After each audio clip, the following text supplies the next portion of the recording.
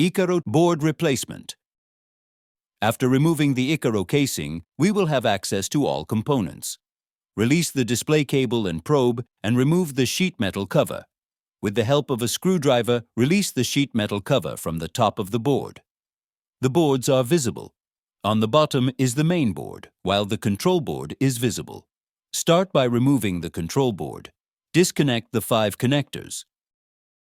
Check the position of the dip switches on the board we are removing. Once the control board has been removed, we will find only the main board. If it is necessary to replace the main board, the replacement is supplied complete with enclosure. Remove the fixing screw. Disconnect the power supply cables and the electrothermal head connection cable. Disconnect the earthing. Disconnect the connectors 1, motor 2, flap. Push upwards to release from guides. Proceed in reverse sequence to mount the new boards.